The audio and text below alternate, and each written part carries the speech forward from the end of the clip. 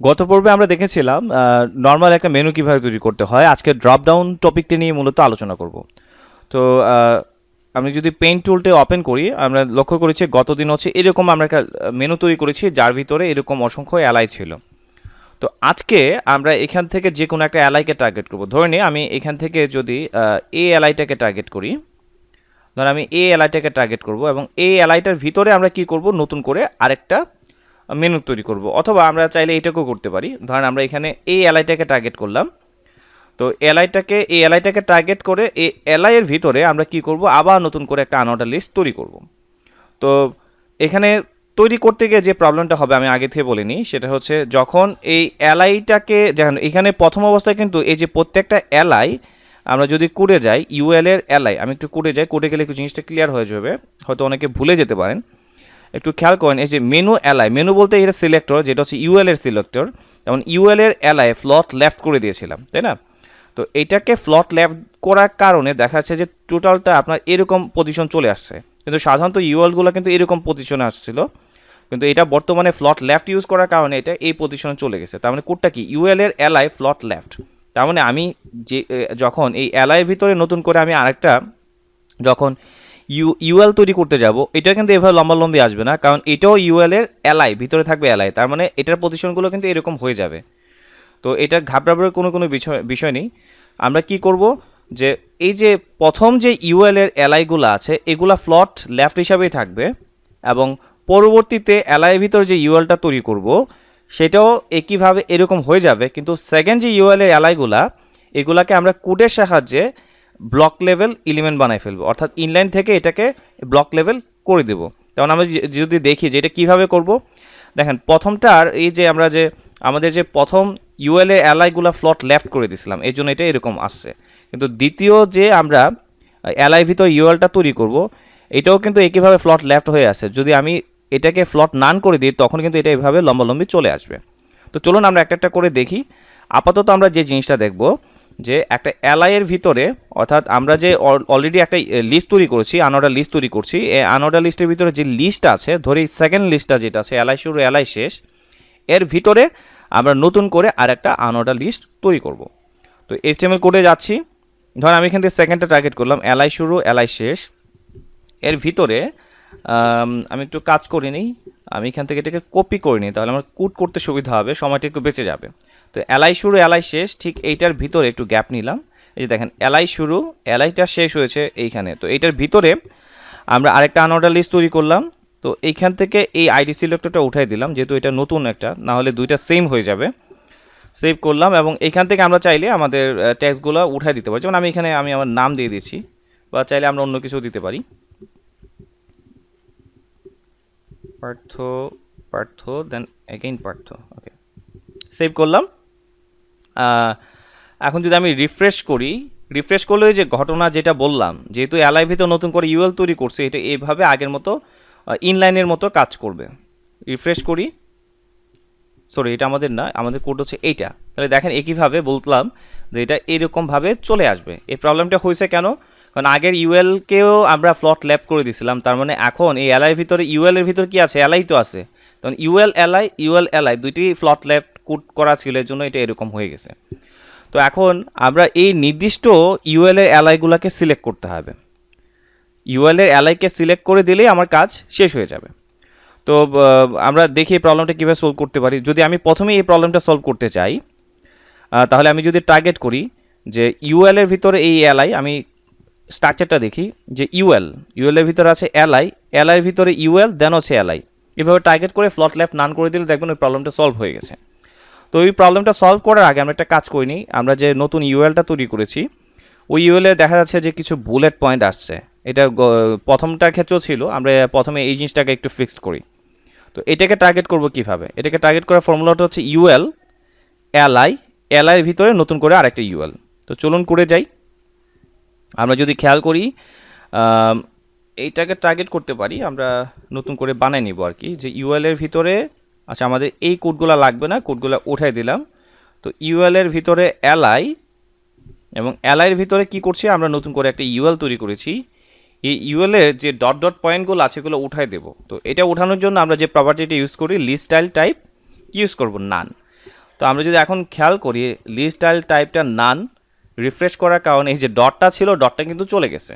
ওকে, একটা problem, ULA চলে গেল। এখন ইউএলের ভিতর কি আছে, এই পার্থ পার্থ লেখাগুলো আছে কিন্তু সবগুলো লিস্টের আওতাধীন। ওকে, তাহলে চলুন এই প্রবলেমটা এখন সলভ করি।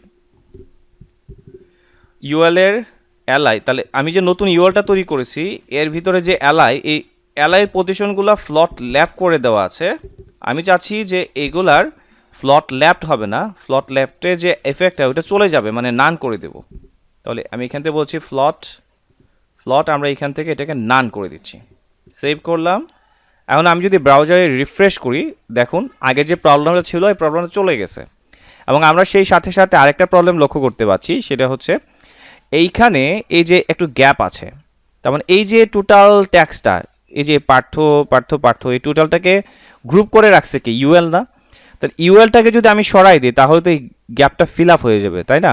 আসলে এই যে গ্যাপটা আছে, গ্যাপটা আসলে কিসের জন্য হচ্ছে? গ্যাপটা হচ্ছে এখানে পেডিংগত কারণে হচ্ছে। অর্থাৎ প্রত্যেকটা ইউএলের একটা নির্দিষ্ট পেডিং থাকে, ওইটা পেডিং ডিফল্টভাবে দেওয়া বিধায় এটা এইরকম আসতেছে। তার মানে আমরা যে এই যে এলআই ভিতর যে নতুন ইউএলটা আছে, ইউএলের পেডিংটাকে আমরা যদি এখান থেকে বলে দিই যে তোমার পেডিং 0 পিক্সেল হবে, সেভ করলাম। এবং এখন যদি আমি এটাকে রিফ্রেশ করি, খেয়াল করুন এই প্রবলেমটা কিন্তু থাকতেছে না। তো এই প্রবলেমটা হয়েছে এর জন্য নির্দিষ্ট একটা পেডিং দেওয়া ছিল, পেডিংটা এখন আমরা আপাতত উঠাই দিছি। ওকে, তো তারপরে আমরা যদি খেয়াল করি আর কি কি প্রবলেম আছে। এখন আমরা যদি আগের মেনুটা খেয়াল করি, এখানে মাউস রাখলে তারপর আসতেছে, এমনি তো আমাদের শো করছে না, কিন্তু এটা তো সবসময় রয়ে গেছে। আসলে এই কাজটা কি করা হয়েছে, এই কাজটা যে করা হয়েছে, এই কাজটা করার আগে আমি একটা জিনিস বুঝাই। দেখেন আমাদের এই যে লিস্টটা, এই যে এখানে 3 নাম্বার যে লিস্টটা, 3 নাম্বার লিস্টটা কিন্তু ফিক্সড, এটা কিন্তু কোনো মুভ হচ্ছে না। হ্যাঁ, কিন্তু এই লিস্টের ভিতরে যে আমরা আনঅর্ডার লিস্টটা তৈরি করেছি ওইটা কিন্তু ফিক্সড না, এটা হচ্ছে অ্যাবসোলেট করা, মানে ভাসমান করা। হ্যাঁ, আমি মাউস রাখলে আসতেছে, আসলে এটা কি এখানে থাকতেছে না, এটা অন্য কোথাও আমি এটাকে উদ্দেশ্য করে রাখছি। অর্থাৎ আমাদের স্ক্রিন যে দেখতে পাচ্ছি, স্ক্রিনের সামনে যে মাউস নিয়ে দেখা যাচ্ছে, এটা আসলে কিন্তু এই পজিশনে নাই। আমরা কি করলাম, এটা অদৃশ্য করে দিচ্ছি। অদৃশ্য বলতে কি, আপনার স্ক্রিনের থেকে যদি আমি বাহির করে আউট কোথাও রেখে দিই, স্ক্রিনের বাইরে যদি রাখি তাহলে কিন্তু আপনি এটা দেখতে পাচ্ছেন না। তাহলে এখানে হুবার করলে কি হচ্ছে, কালার চেঞ্জ হচ্ছে। এখন আমি যদি বলি যে যখন হুবার করব না তখন এটা আউটে থাকবে, স্ক্রিনে আউটে থাকবে। স্ক্রিন আর কত, হয়তো 1200 পিক্সেল ওয়াইড হতে পারে, বা সর্বোচ্চ 1700 পিক্সেল হতে পারে, বা সর্বোচ্চ আর কত হবে, 2000 3000, এর বেশি তো না। তা আমি যদি বলে দিই 90000 পিক্সেলের বাইরে থাকবে বা 9000 পিক্সেলের বাইরে থাকবে, তখন কিন্তু এটা অদৃশ্য হয়ে যাচ্ছে। আর যখন হুবার হবে, মানে মাউসটা যখন রাখবো, তখন এটা 0 পজিশন চলে আসবে। আমরা এইভাবে করে কিন্তু এই ইফেক্টটাকে চেঞ্জ করে দিতে পারি। তো চলুন আমরা এই কাজটা করি। তবে আমরা এই যে এটাকে নাই করে দিব, মানে আমি স্ক্রিনে বাইরে নিয়ে যাব, এই কাজগুলো করার জন্য আমরা ফ্লট লেফট রাইট এই জিনিসগুলো ইউজ করে থাকি। এবং আমরা জানি ফ্লট লেফট এগুলো ইউজ করে হচ্ছে আমরা কিছু পজিশন আছে, যেমন হচ্ছে আমরা ইউজ করি হচ্ছে আপনার পজিশন অ্যাবসোলেট, পজিশন রিলেটিভ ইউজ করলে আমরা এই জিনিসগুলো ইউজ করতে পারি। এবং আমাদের এই জিনিসগুলো ইউজ করতে হবে, কারণ নতুন ইউএলটা কিন্তু সর্বদা একই জায়গায় থাকছে না, এটা ভাসমান অবস্থায় থাকবে। অর্থাৎ এই ইউএলের নিচেও যদি কোনো কন্টেন্ট থাকে, এই কন্টেন্টের উপরে কিন্তু এটা শো করতে হবে, ঠিক আছে? তার মানে এটাকে অ্যাবসোলুট করতে হবে। কিন্তু এই এটা কিন্তু সবসময় ফিক্সড। তার মানে আমরা যে কাজ করব, এই এলআই যে আছে, এই এলআইটাকে মানে ইউএলের এলআইটাকে পজিশন করে দেবো রিলেটিভ, আর এই ইউএলটাকে করে দেবো অ্যাবসোলেট। এই কাজটা করলে আমাদের প্রবলেম অধিকাংশ সলভ হয়ে যাবে। তো প্রথম টার্গেট করছি হচ্ছে আমরা কি, যে আমরা যে এলআইটা ব্যবহার করছি, এই এলআই এর পজিশনটাকে প্রথমে হচ্ছে আমরা রিলেটিভ করে দেবো। তাহলে এলআইটা কীভাবে করব, ইউএল এর এলআই, ইউএল বলতে কোনটা বোঝাচ্ছি, মেনুকে। তার মানে menu LI, already menu LI নিয়ে আমার কোড করা আছে। আমি যদি খেয়াল করি, এই যে মেনু এলআই, এবং এটার পজিশন অলরেডি আমরা কি করলাম, যে রিলেটিভ দিয়ে দিছি। হয়তো আমি কাজ করেছিলাম, হয়তো এর জন্য হয়তো দেওয়া আছে ভুলে। যাই হোক, পজিশন রিলেটিভ। ওকে, আমরা খেয়াল করি, আবার একটু ইয়েতে যাই, এটা হবে রিলেটিভ। এবং আমরা যেহেতু এটার এখন এই পজিশন নাই, যেহেতু এটাকে ব্লক লেভেল বানাই ফেলছি ফ্লট নান করে দেওয়ার কারণে, এটা কিন্তু এইভাবে চলে আসছে। যাই হোক, যেমন এখন যে আমরা ইউএলটা তৈরি করছি, এই ইউএলের পজিশনটা এখন কি হবে, এই ইউএলটা হয়ে যাবে হচ্ছে অ্যাবসোলেট। তার মানে ইউএল মানে menu LI UL, menu LI UL, দেখি আমরা আছে কি না। হ্যাঁ, মেনু এলআই ইউএল। তাহলে এটার পজিশন কি হবে, এটার পজিশনটাকে আমরা করে দেব হচ্ছে অ্যাবসোলেট, কারণ এটা ভাসমান অবস্থায় থাকবে। এতে করে কোনো পরিবর্তন আপনি তেমন দেখতে পারবেন না, সরি, এতে করে কিন্তু কোনো পরিবর্তন হয় না। এখন আমি কি বলবো যে এই যে ইউএলটা আমি এটা অ্যাবসোলিউট করে দিছি, মানে এখন এটাকে আমি যে কোনো পজিশনে সরাতে পারবো। তাহলে আমি এখন স্ক্রিনের বাইরে নিয়ে যাব, সেটা হচ্ছে লেফটের দিকে আমি স্ক্রিনের বাইরে নিয়ে যাব। তো আমি এখানে একটা ভ্যালু দিচ্ছি লেফট, এখান থেকে একটা মাইনাস ভ্যালু দিচ্ছি, মানে আউট হওয়ার জন্য হচ্ছে, বাইরে চলে যাওয়ার জন্য হচ্ছে আমরা মাইনাস ইউজ করি। 9900 পিক্সেল দিয়ে দিলাম, অনেক ভ্যালু কিন্তু 9000 পিক্সেল যত স্ক্রিন বড় হোক না কেন এর বেশি কিন্তু হয় না। চাইলে আপনি এখানে আরও ভ্যালু ইউজ করতে পারবেন, এটা ম্যান্ডেটরি কিছু না যে 9900 দিতে হবে এমন কিছু না। এখন রিফ্রেশ করি, দেখুন এটা নাই হয়ে গেছে। আসলে নাই হয়েছে মানে কি, এটা আসলে স্ক্রিনের বাহিরে চলে গেছে। ঠিক আছে, এই কাজটা যে কাজটা করছি স্ক্রিনের বাহিরে চলে গেছে। তো চলুন এখন এটাকে কীভাবে আমরা আনতে পারি সেই জিনিসটা খেয়াল করি। সেটা আনবো হচ্ছে আমরা এখন হুবারের সাহায্যে। তো এই কাজটা করার জন্য আমরা যে কাজ করব, কাকে মানে হুবার করব, যেহেতু ইউএলে আমি এটাকে নান করছি, মানে এটাকে ইউএল এর সাহায্যে, যে ইউএলটাকে যেহেতু আমি এটাকে স্ক্রিন থেকে আউট করে দিছি, তার মানে ইউএলকে এখন আমরা নান করব, সরি হুবার করব।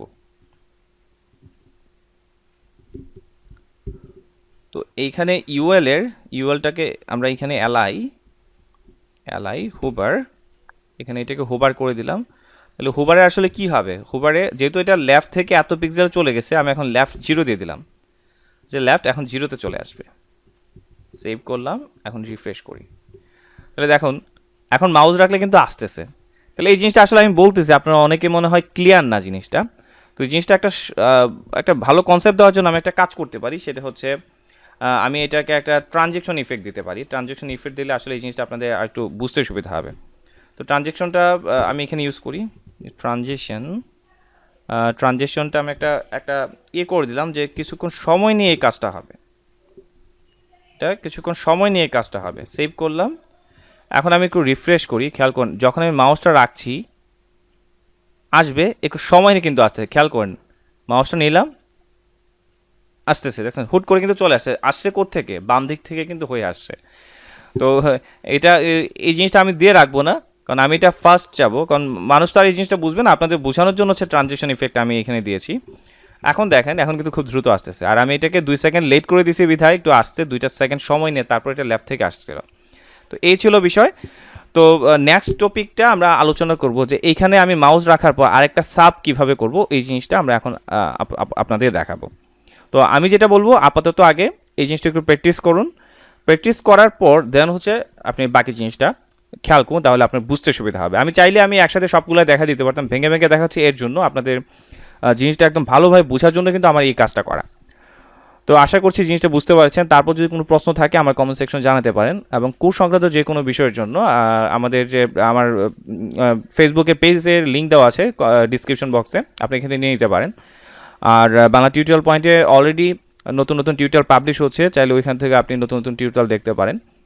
তাহলে আজ এই পর্যন্ত, সবাই ভালো থাকবেন।